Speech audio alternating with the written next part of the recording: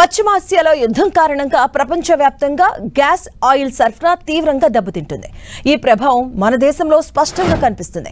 మరీ ముఖ్యంగా దేశంలోని ప్రధాన నగరాల్లో కమర్షియల్ గ్యాస్ సిలిండర్ల కొరత వేధిస్తుంది.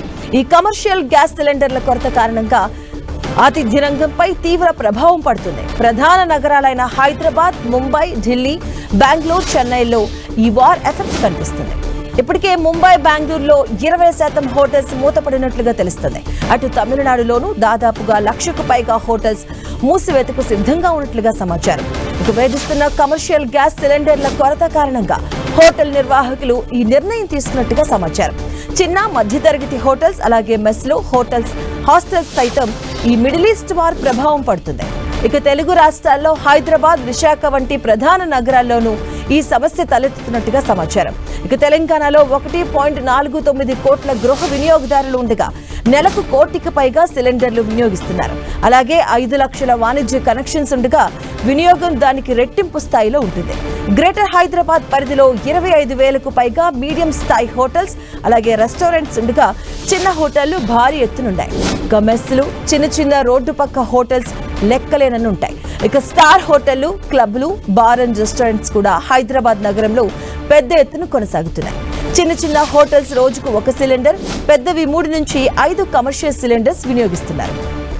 అదే స్టార్ హోటల్ రోజుకు కనీసం 25 సిలిండర్లకు పైగా వినియోగిస్తున్నాయి.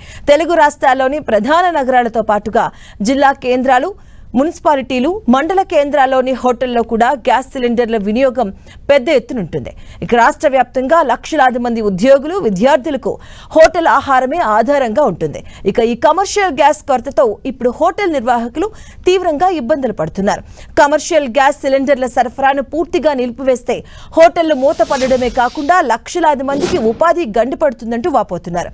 అటు ఎండాకాలం పెళ్లిళ్ల సీజన్ కావడంతో హోటల్స్ యజమానులు ఆందోళన వ్యక్తం చేస్తున్నారు.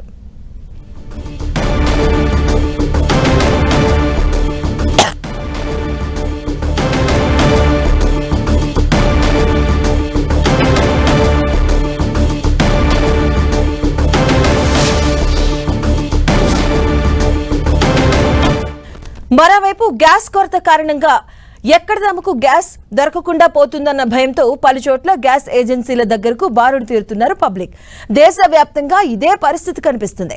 మామూలుగా బుక్ చేసుకుంటే ఇంటికి వచ్చి గ్యాస్ సిలిండర్లు ఇచ్చి వెళ్లే ఏజెన్సీలు ఇక డైరెక్ట్ ఏజెన్సీల దగ్గర క్యూ కనబడుతూ ఉండడంతో గ్యాస్ ఏజెన్సీలు సైతం తీవ్ర ఇబ్బందులు పడుతున్నారు.